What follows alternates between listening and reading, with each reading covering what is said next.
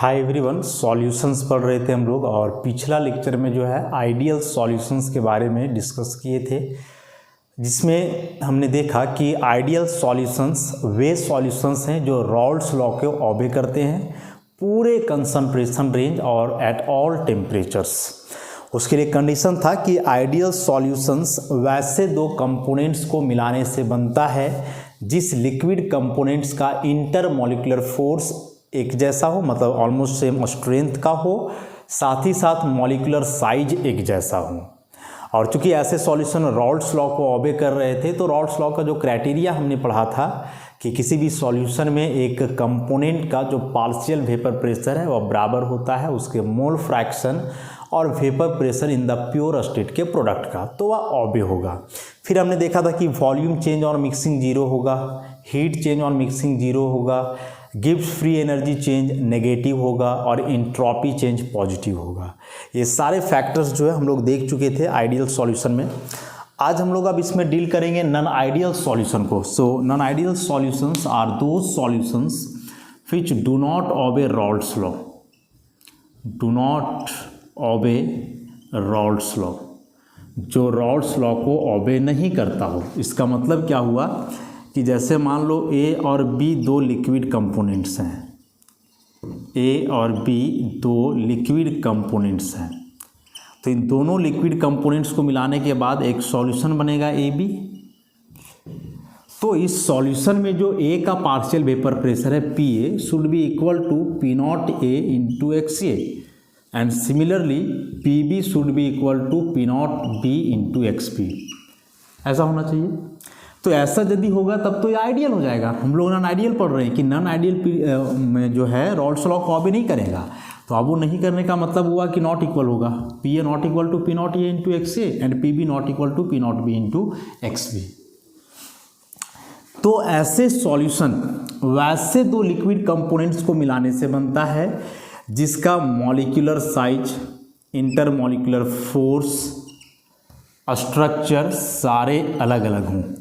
मतलब ये molecular size जो ई दोनों का होगा, मॉलिक्यूलर साइज अलग अलग होगा, डिफरेंट।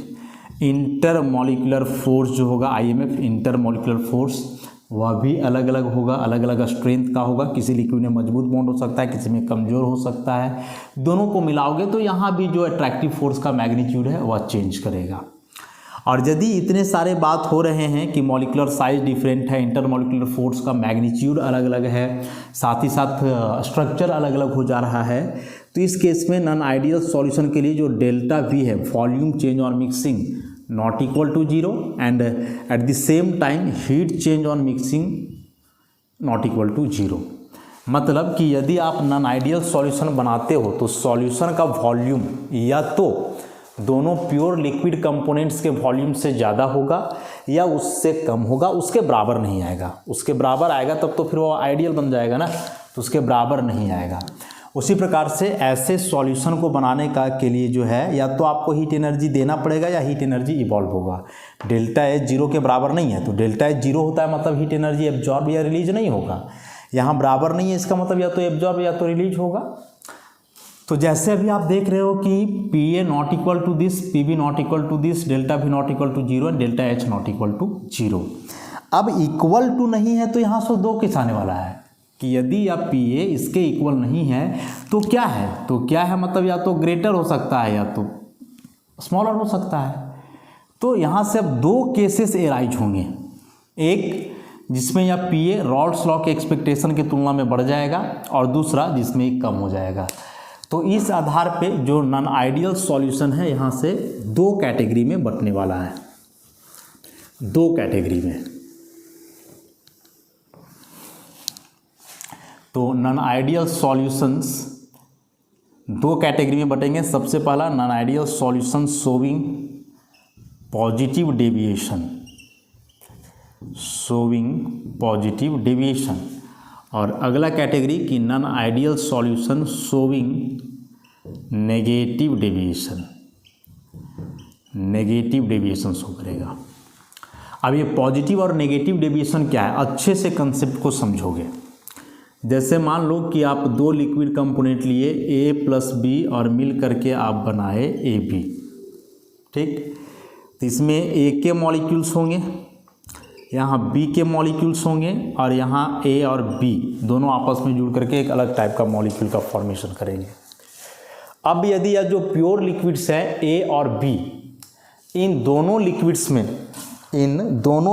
में जो इंटरमॉलिक्यूलर फोर्स है वह सेम मैग्नीट्यूड का हो जो सॉल्यूशन में है, same magnitude of IMF, intermolecular force. मतलब जितना मजबूत बॉन्ड प्योर लिक्विड मॉलिक्यूल्स के बीच हो, उतना ही मजबूत बॉन्ड दोनों लिक्विड को मिलाने के बाद जो सॉल्यूशन बना वह हो। तो यदि ऐसे रहेगा तब तो कहलाएगा आइडियल, लेकिन यहाँ है नॉन आइडियल, और नॉन आइडियल में भी कौन सा केस, जिसमें पॉजिटिव डेविएशन हो रहा है। तो पॉजिटिव डेविएशन में अब यहाँ क्या होना है कि चेंज करेगा, इंटरमॉलिक्यूलर फोर्स का जो मैग्नीट्यूड है वो चेंज करेगा। और चेंज कैसे करेगा कि जो प्योर लिक्विड कंपोनेंट्स हैं, उन प्योर लिक्विड कंपोनेंट्स का जो इंटरमॉलिक्यूलर फोर्स है वह स्ट्रॉन्गर होगा, स्ट्रॉन्गर इंटरमॉलिक्यूलर फोर्स। और जब दोनों को मिला करके सॉल्यूशन बनाओगे तो ये कमज़ोर हो जाएगा, वीकर इंटरमॉलिक्यूलर फोर्स। तो यदि दो प्योर लिक्विड्स को मिलाने के बाद जो लिक्विड सॉल्यूशन बन रहा हो, उस सॉल्यूशन में इंटरमॉलिक्यूलर फोर्स कमज़ोर हो जाए प्योर लिक्विड के तुलना में, तो वह बनाएगा नॉन आइडियल सॉल्यूशन, जो कि कैसा शो करेगा, पॉजिटिव डेविएशन। तो पॉजिटिव डेविएशन का मतलब क्या हो रहा है उसको हम लोग देख लेते हैं। स्ट्रॉन्गर इंटरमॉलिक्यूलर फोर्स है, इसका मतलब यह बॉन्ड जल्दी ब्रेक नहीं करेगा, और बॉन्ड जल्दी ब्रेक नहीं करेगा तो इसका वेपोराइजेशन थोड़ा लेट से होगा, वेपर में मॉलिक्यूल्स कम होंगे तो वेपर प्रेशर भी कम होगा। लेकिन जब दोनों लिक्विड कंपोनेंट्स को मिलाए तो मिलाने के बाद अब जो मॉलिक्यूल्स जुड़ रहे हैं वे कमज़ोर फोर्स से जुड़ रहे हैं। तो अब यदि वे कमज़ोर फोर्स से जुड़ रहे हैं, इसका मतलब होता है कि अब जो मॉलिक्यूल का स्कैपिंग टेंडेंसी है, मतलब लिक्विड को छोड़ करके वेपर फेज में जाने का टेंडेंसी, मतलब रेट ऑफ इवापोरेशन, वह ज़्यादा होगा, क्योंकि फोर्स कमज़ोर है। हम लोग जानते हैं कि vapour pressure is inversely proportional to intermolecular force, कि इंटरमॉलिक्यूलर फोर्स ज़्यादा तो वेपर प्रेशर कम, इंटरमॉलिक्यूलर फोर्स कम तो वेपर प्रेशर ज़्यादा। तो यहाँ यदि स्ट्रॉन्गर फोर्स है तो वेपर प्रेशर कम, लेकिन यहाँ वीक फोर्स ऑपरेट हुआ तो वेपर प्रेशर ज़्यादा। हम लोग क्या उम्मीद करेंगे कि यदि ए और बी को आप मिला करके ए बी बना रहे हो तो अकॉर्डिंग टू रॉल्स लॉ हम लोग एक्सपेक्ट करने वाले हैं कि P A should be equal to P naught A into X A and P B should be equal to P naught B into X B. हम लोग यही एक्सपेक्ट करेंगे यहाँ से।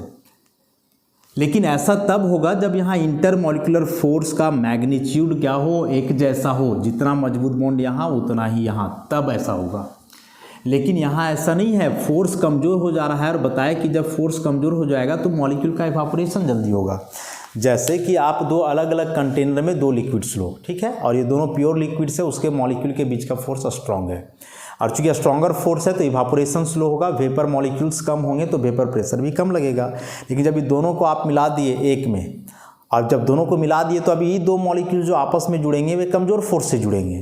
तो अब जब तुम इसको हीट करोगे तो फोर्स जल्दी ब्रेक करेगा, वेपर में ज़्यादा से ज़्यादा मॉलिक्यूल जाएंगे और वे ज़्यादा प्रेशर एक्सर्ट करेंगे।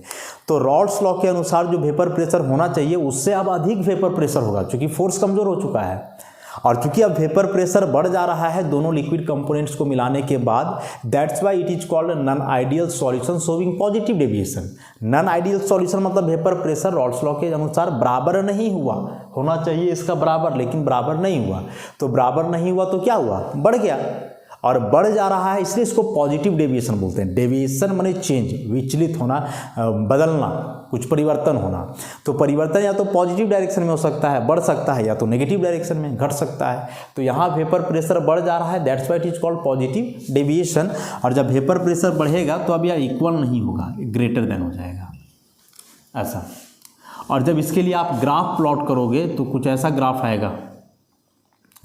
यहाँ आप एक्स ए बराबर 1 लेते हो, एक्स बी बराबर 0 करते हो, फिर यहाँ एक्स ए 0 और एक्स बी बराबर 1। यहाँ हम लोग प्योर लिक्विड का वेपर प्रेशर पी नॉट ए मानते हैं और यहाँ पी नॉट बी मानते हैं, और फिर ग्राफ प्लॉट करते हैं जो आइडियल सॉल्यूशन के लिए प्लॉट किए थे हम लोग, ऐसा। इस प्रकार से।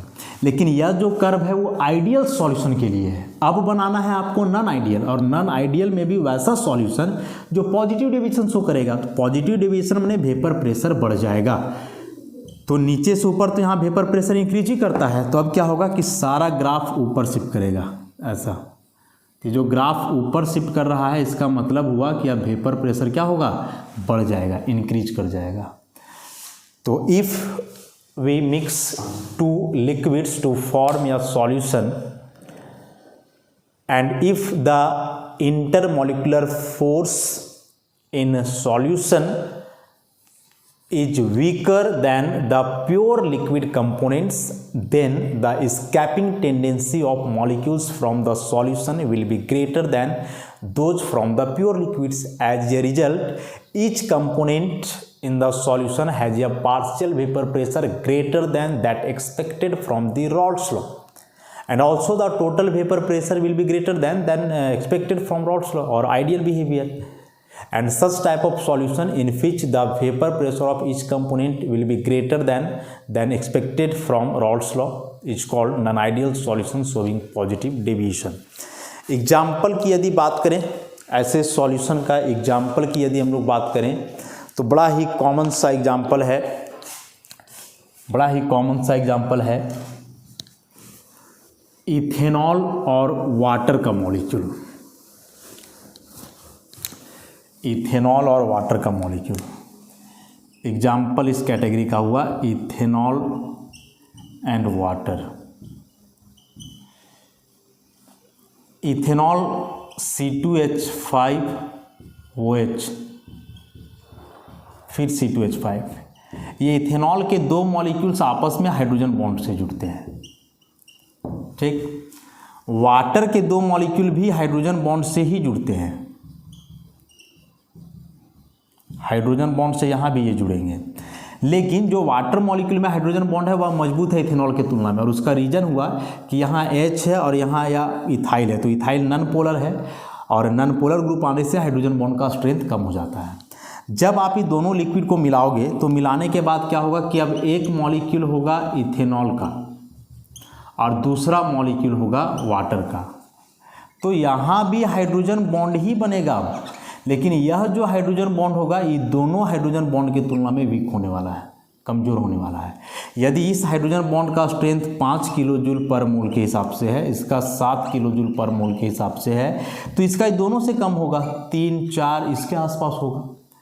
तो जब ये दो मॉलिक्यूल्स या दो अलग अलग लिक्विड्स हैं जो आपस में एक स्ट्रॉन्ग फोर्स से जुड़े हुए हैं, लेकिन दोनों को मिलाने के बाद जो उनके बीच इंटरैक्शन हुआ वह एक वीकर इंटरैक्शन है। तो अब यदि आप यहाँ हिट कर रहे थे इसको, तो चूँकि मजबूत बॉन्ड था तो थोड़ा टूटने में समय लगेगा, यहाँ भी समय लगेगा, तो समय लगेगा, जल्दी वेपर नहीं बनेगा, तो वेपर प्रेशर कम होगा। लेकिन दोनों को मिलाए तो फोर्स कमज़ोर, तो अब जब तुम इसको हीट करोगे तो ये दोनों की तुलना में तो जल्दी ब्रेक करेगा, और जल्दी ब्रेक करेगा तो मॉलिक्यूल ज़्यादा वेपर में बनेंगे, और ज़्यादा वेपर में बनेंगे तो वेपर प्रेशर भी क्या होगा, ज़्यादा होगा। तो वैसे दो लिक्विड कंपोनेंट को आप मिलाए जो मिलाने से उनके बीच का इंटरमॉलिक्यूलर फोर्स वीक हो गया, तो इनका स्कैपिंग टेंडेंसी बढ़ेगा, और स्कैपिंग टेंडेंसी बढ़ेगा तो वेपर प्रेशर ज़्यादा होगा। और ऐसे ही सॉल्यूशन को हम लोग बोलते हैं non ideal solution showing positive deviation. Graph को भी हम लोग समझ लिए। अब और जो कैरेक्टरिस्टिक्स हैं ऐसे सॉल्यूशन का कि इनथैल्पी change on mixing will be positive, delta H will be positive. Delta H positive होने का मतलब हुआ कि heat energy is absorbed, heat energy is absorbed. Heat absorb होगा जब ऐसे सॉल्यूशन को बनाओगे तो। और एब्जॉर्ब क्यों होगा, सो देखो, A के बीच बॉन्ड था, B के बीच बॉन्ड था, और मिल करके AB के बीच बॉन्ड हो गया। अभी हम लोग देखें कि प्योर लिक्विड कंपोनेंट्स का बॉन्ड मजबूत और सॉल्यूशन में जो बॉन्ड बना वह कमज़ोर। अब A और B जब मिलाए तो आप AB के बीच बॉन्ड बनते देख रहे हो, तो यह AB के बीच बॉन्ड तो बाद में बनेगा ना। सबसे पहला क्या होगा कि A और B का बॉन्ड ब्रेक करेगा, टूटेगा। अब जब बॉन्ड ब्रेक करे तो वहाँ एनर्जी देना पड़ता है, और जब नया बॉन्ड बनता है तो एनर्जी रिलीज होता है। बॉन्ड ब्रेकिंग के लिए एनर्जी एब्जॉर्ब और बॉन्ड फॉर्मेशन में एनर्जी रिलीज। आप जितना मजबूत बॉन्ड को आप तोड़ोगे उतना ज़्यादा एनर्जी देना होगा, और जितना स्ट्रॉन्ग बॉन्ड बनेगा उतना ज़्यादा एनर्जी रिलीज होगा। So bond energy is directly proportional to bond strength. तो यहाँ हम लोग देख रहे हैं कि ये दोनों बॉन्ड का स्ट्रेंथ अलग अलग है। जो बॉन्ड टूट रहा है वह मजबूत है, जो बॉन्ड बन रहा है वह कमज़ोर है। तो यदि इस बॉन्ड को तोड़ने में एनर्जी 100 जूल लग रहा है सपोज, तो यहाँ अब जो एनर्जी रिलीज होगा वह 100 जूल से कम रिलीज होगा, क्योंकि यह कमज़ोर बॉन्ड बन रहा है इसके तुलना में। तो मान लो यहाँ 80 जूल रिलीज हुआ, तो एनर्जी रिलीज हो रहा है तो माइनस में दिखाओगे, एब्जॉर्ब हो रहा है तो प्लस में। तो प्लस 100 जूल और माइनस 80 जूल को कंबाइन करोगे तो रिजल्ट आ जाएगा प्लस 20 जूल। तो जो प्लस 20 जूल आया है इसका मतलब हुआ कि 20 जूल एनर्जी आपको सप्लाई करना पड़ेगा, तब यह सॉल्यूशन जा करके बनेगा। क्योंकि 80 जूल जो एनर्जी रिलीज हुआ ना, तो यही एनर्जी जाएगा इस बॉन्ड को तोड़ने के लिए, लेकिन यहाँ तो लगेगा 100 जबकि दे रहा है 80, तो 20 जूल एनर्जी अलग से प्रोवाइड करना होगा। और ये जो 20 जूल एनर्जी अलग से देना पड़ रहा है, तो इसी के लिए हम लोग डेल्टा एच बराबर लिखेंगे प्लस 20 जूल। तो इस टाइप के सॉल्यूशन को बनाने के लिए हीट एनर्जी देना ही होगा। और रीज़न हुआ कि इसमें वीक बॉन्ड का फॉर्मेशन होता है और स्ट्रॉन्ग बॉन्ड ब्रेक करता है, मतलब ज़्यादा एनर्जी लगता है और कम एनर्जी रिलीज होता है। तो ओवरऑल एनर्जी आपको प्रोवाइड करना होगा, तब जा कर के ऐसे सॉल्यूशन का फॉर्मेशन होगा। उसी प्रकार से जो डेल्टा एच है वो तो पॉजिटिव हुआ, तो डेल्टा भी पॉजिटिव होगा। डेल्टा भी पॉजिटिव होने का मतलब हुआ कि वॉल्यूम सॉल्यूशन का बढ़ेगा।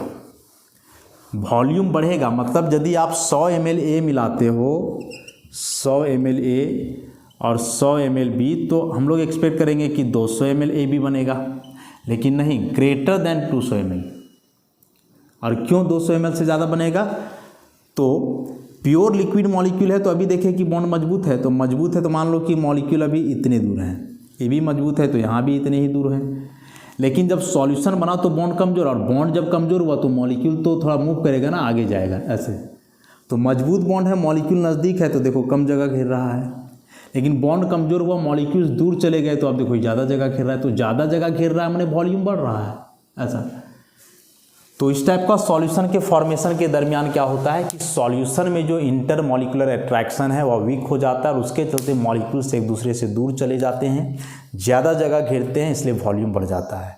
मतलब यदि आप 80 ml इथेनॉल और 20 ml वाटर मिला रहे हो, 80 ml इथेनॉल में 20 ml वाटर, तो हम लोग एक्सपेक्ट करेंगे कि यहाँ 100 ml सॉल्यूशन होना चाहिए, लेकिन नहीं, वह 100 ml से ज़्यादा ही बनेगा निश्चित रूप से।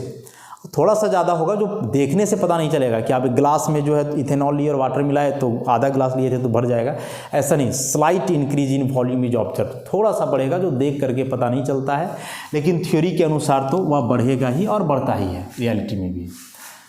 तो नॉन आइडियल सॉल्यूशन जो पॉजिटिव डेविएशन शो कर रहे थे, उसमें क्या हम लोग देखे कि सबसे पहले तो वेपर प्रेशर बढ़ गया, रॉल्स लॉ से जो एक्सपेक्ट कर रहे थे उसके तुलना में। दूसरा कि वॉल्यूम इंक्रीज कर गया, हीट एनर्जी एब्जॉर्ब हुआ। तो इन सारी बातों को जो है हम लोग याद रखेंगे। अब आ जाओ नेगेटिव डेविएशन।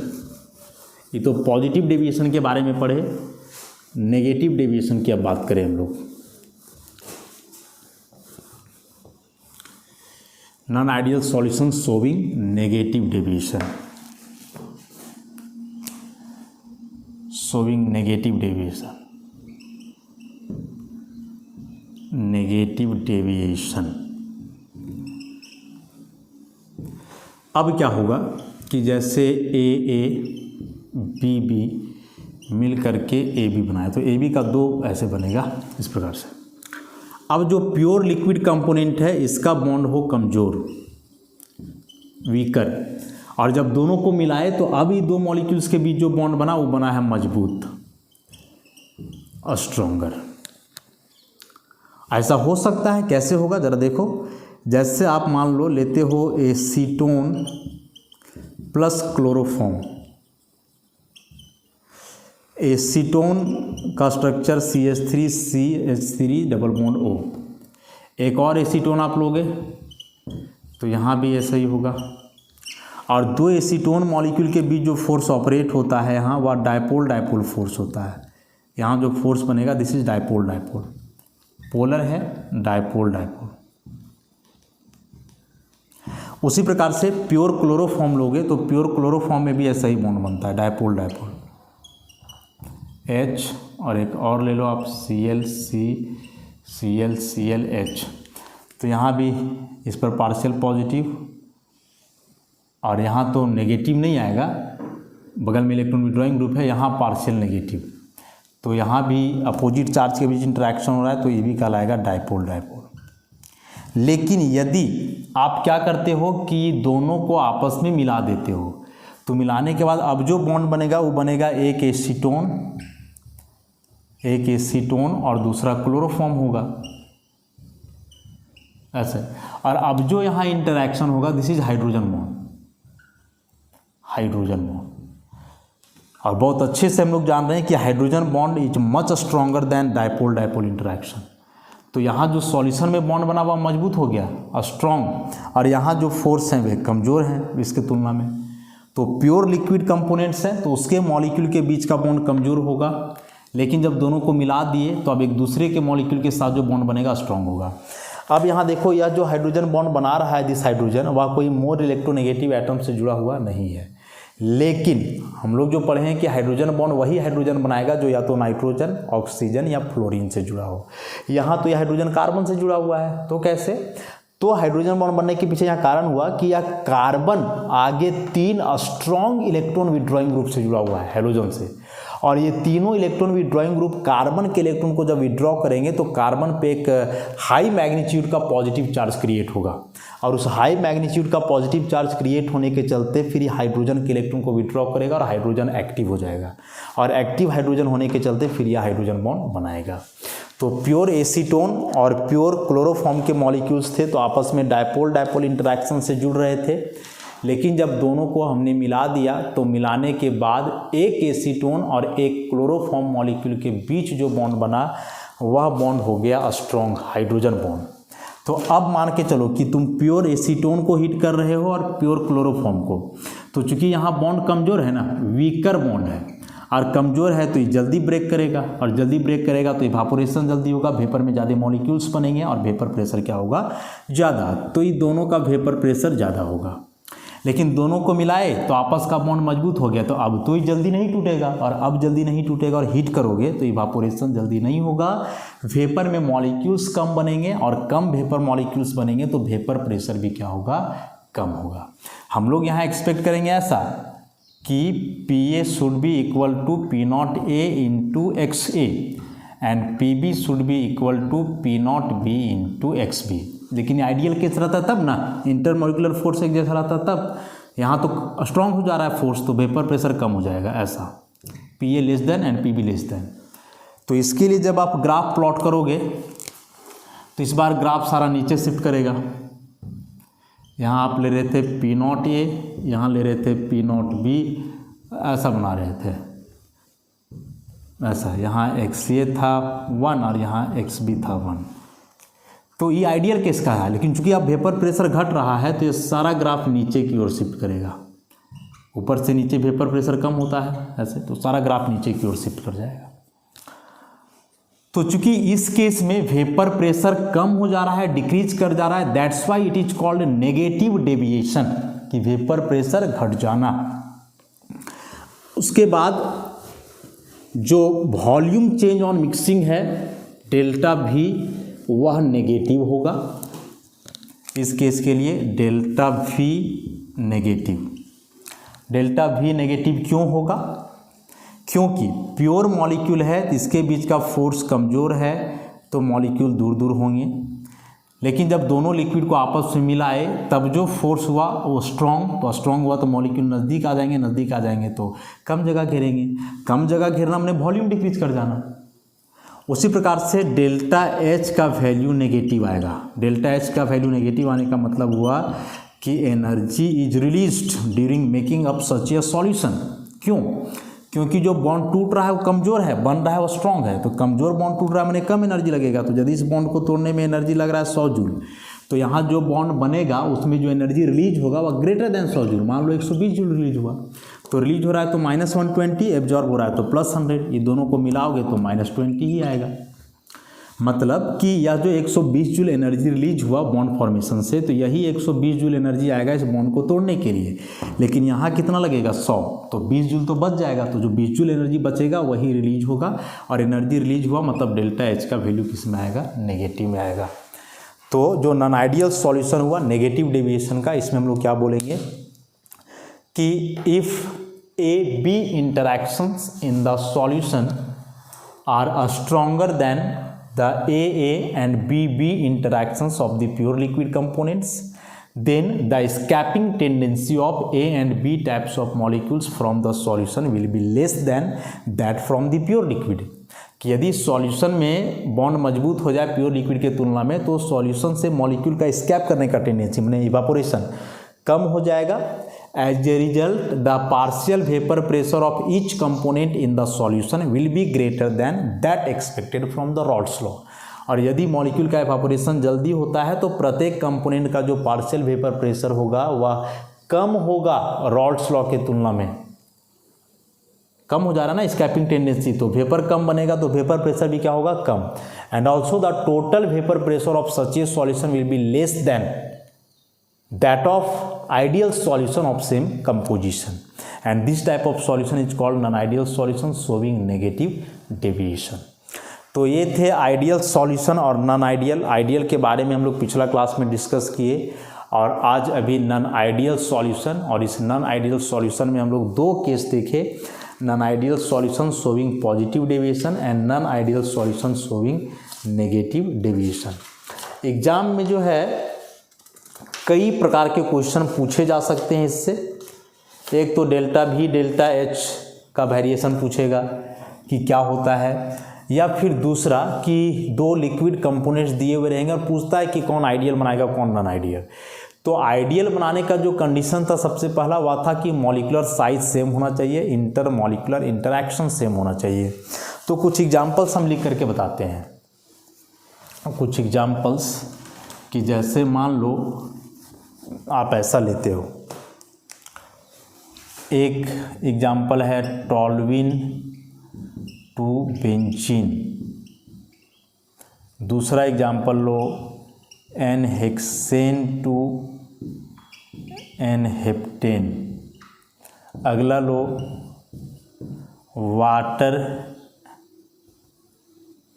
टू नहीं, मतलब दोनों मिला के लेना है, वाटर प्लस नाइट्रिक एसिड, फिर आप वही जो अभी लिए एसीटोन प्लस क्लोरोफॉर्म, ऐसा करके आप लोग तो देख करके स्ट्रक्चर पता रहेगा तो आप बता दोगे। टॉल्विन और बेंजीन में अंतर है केवल CH3 का, तो बहुत ज़्यादा अंतर नहीं है, और दोनों जो है एरोमेटिक कंपाउंड है तो सेम नेचर का होगा, तो इंटरमॉलिक्यूलर फोर्स भी एक ही जैसा ऑपरेट होगा।